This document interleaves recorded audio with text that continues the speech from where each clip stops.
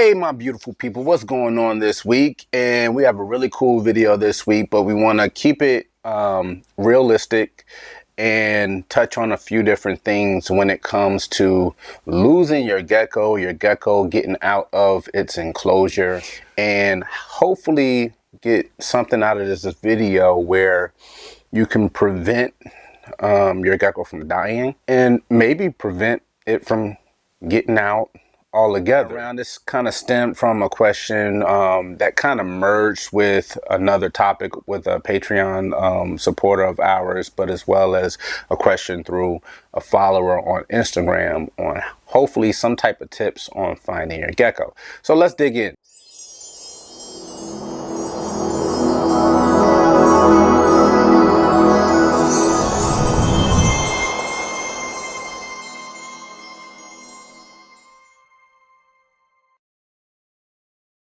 Hey guys, what's going on? Will here, Flawless Crested Geckos, coming to you guys with another video, hopefully very useful.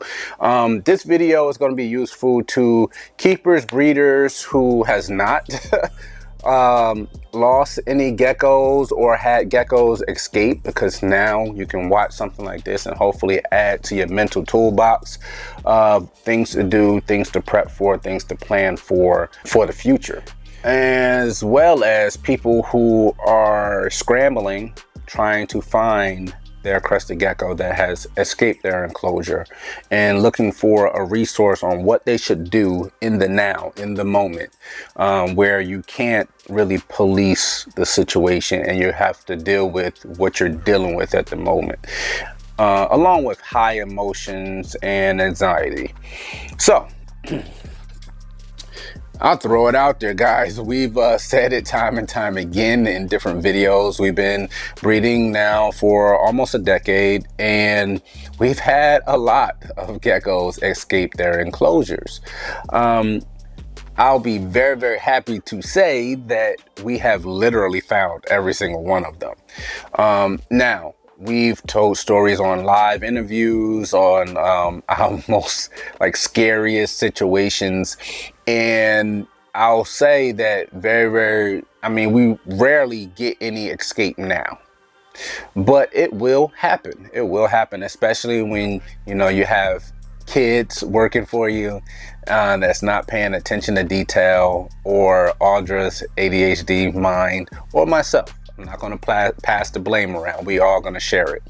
But they can occasionally get out. And for us, what we do, let's go back to the prep mode. If you're watching this and it hasn't happened to you yet, what can you do to hopefully prevent it or police it? Number one, making sure that the security measures in your keeping, in your enclosures, in your tubs, whatever you're keeping your crested geckos in, make sure that they're in place. Sometimes, especially even with babies, you have a 6-quart rack made, you're using certain tubs, everything is perfect. Let's say you get new tubs or they discontinue a tub, maybe one tub is not exactly like the next, and make sure maybe you got a slide paper under it to keep it snug, or a ruler under it to keep it snug. Make sure all these things are in place to make sure that your gecko can't kind of push it out on its own. Your enclosures where you're using your locking mechanisms, make sure that they don't fail on you in the open position, which allows your gecko to jump onto the glass or to the PVC and swing the door open, and boom, off they go. So again, going through periodically, making sure that all your mechanisms and measures are in place and efficient. That's going to prevent pretty much the majority of all the escapes. Okay, now walking around your room where you're actually keeping your collection. We've advised a lot of people that's followed us and asked for advice as far as when you're locating a place in your home where you're going to keep them. Typically, you're going to want to keep them in a room. You want to try as hard as you can to keep them out of dining rooms, things where you have multiple entries and exits. Number one, it's going to be harder to regulate the temperature and the humidity in that area. But number two is going to be even harder to secure that area. And we speak about that from experience. Before we built the vault, we had geckos everywhere. They took over almost half the entire house, and we have a pretty big family. My daughter is the oldest, then we have the 3 boys, and then Audrey and myself. And literally, geckos took over more than half of the house. We had them everywhere. So that creates a situation where if you do have one escape and they're in like a formal dining room where there's 2 entry and exit points, then you really don't have a way to keep them in that area. So at least at the very least, try to get them into a small room. Maybe you have a big closet or walk-in closet, whatever your scenario may be. You want something where you can kind of close them off to your actual room. Then you're gonna have your venting system. If you have central air and heat like we do, you're gonna want to you can go to Home Depot or Lowe's, and if your air is pushed or supplied through your floor vents or your ceiling vents, you're gonna want to go and get some type of a micro mesh to hopefully cover up the vent. Now, it won't stop the air from circulating into that area, but if you get the hose in the vent small enough or large enough where the air can still flow through, but a gecko can't go into the actual vent, that's all you're trying to do, prevent the gecko from getting loose, getting free, and actually sliding into the vent. Mostly that's going to apply for the babies because after they get a certain size, a crested gecko isn't going to fit in certain types of vents. So that's number 2. You're going to want to make sure you're venting. Obviously, going to state the obvious. If you have windows in that room, you want to make sure that there's no cracks, no gaps in the windows. You're going to want to make sure that the windows are closed.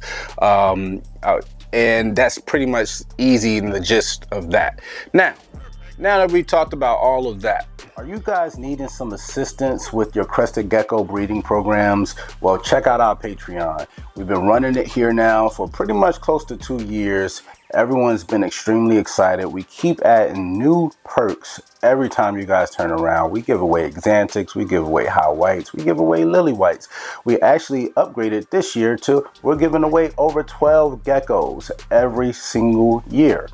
That averages out to at least a gecko a month, and we've been doing over that. So you are not going to want to miss becoming a part of the Flawless Crested Geckos Patreon family. There's 2 tiers. There's a $50 tier and there's a $100 tier. You get all your funds back in the form of Flawless Crested Gecko savings account. You can take advantage of having 5% additional off by being a Patreon member, as well as having year-round free shipping. You guys are not going to want to miss this, so go head over to patreon.com/Flawless Crested Gecko. Advice. Now, when we had geckos escape in the earlier days, I mean, we would tear the gecko room to pieces, moving everything side to side to side to side. And I can tell you, it may have been 1 time out of 20 that we ended up finding the gecko on our time. Okay, so first thing I would tell you is relax. If you have all those security measures in place and it's your keeping area, your collection is all in one room, your door is shut, you don't have pets where, cats is the #1 thing. They like to eat crested geckos. So your cats or other animals aren't coming in and out freely, then 10 times out of 10, your crested gecko is still going to be in that room. What you're going to want to do, you're going to want to stay calm. Stay calm. That's the #1 thing. You're going to want to look for your crested gecko everywhere. You're going to want to tear that room to pieces. Don't. Okay? I know it sounds crazy. Don't. But you can just, all I want you to do is increase your awareness. Increase your attention to detail. When you're feeding, when you're, spraying, misting, if you're seeing something, you want to pay attention to the smallest movements out the corner of your eye. And a lot of the time, guess what? That's going to be your gecko. Okay. So that's another little tip. As well as in the evening times, you're going to want to go into your collection or into your room, have a seat, turn the lights off, just chill with them, no sounds, no phones, no lights, and listen. Sit there and listen. Listen. What you're listening for is hopefully movement. Hopefully your crested gecko is leaping or moving or scurrying on somewhere, and you can hear them cut the lights on and hopefully find your crested gecko. A lot of the times that's exactly how we would find an escapee. Other times, the majority of the times, how we find our escapees is by doing nothing. Okay, doing nothing. We'll tag, their enclosure, that they're out. We'll let everyone know that they're out, because these kids aren't paying attention to anything. So we'll let everyone know that they're out, or that a gecko is out, and just to be aware. Like I said, they'll heighten their sensitivity to their surroundings, and hopefully we can locate that crested gecko. 9 times out of 10, 3 days, 4 days, even a week later, the gecko reappears. No harm, nothing wrong. Now, another good tip on why it's good to have it secluded or sectioned off to its own area. We haven't missed in years. Even when they were inside our home, we would, run a humidifier, keep the humidity up. We would keep the temperature right where it needed to be. We keep clean drinking water. We change it out. We do all these things. We've been over that time and time again. That being said, the entire room, or now our facility, is climate control. It's a smart facility. You can still do that in a smaller situation in your home. Now, doing it that way, only thing that your crested gecko is missing out on is drinking water. But the humidity in the air, they'll still be able to shed while they're out on the loose, and the temperature will be still perfect for them in that room. So they'll just be basically hanging out, sneaking around until they'll be found. But as far as health wise, we've never had any issues where a crested gecko would die, or die of thirst or die of hunger. And we've literally had a crested gecko or two out for 7 to 8 days straight. So again, videos like this is hopefully to bring your awareness to some of the security measures you can put in place to prevent some of these things if you have not faced them yet, as well as if you're facing it right now and you just did a search on what you should do and you're panicking and your anxiety is through the roof. This hopefully brings you at ease, calm you down just a little bit, so you can rein in your brain from going a million different directions, so you can use your resources to get your crested gecko back into its enclosure, back eating, back drinking, and for you to get back to loving and enjoying your crested gecko.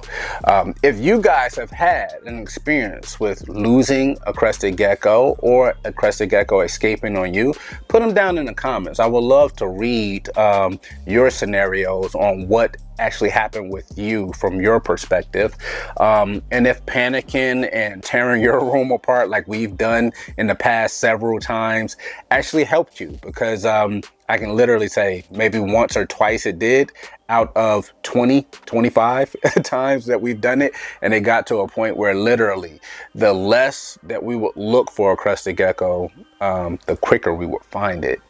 It's weird how that works. But hit that subscribe button, hit that notification bell as well. You'll see us actually this week, Thursday, not only on the Diamond series, but as well as Altitude Exotics Palm Street.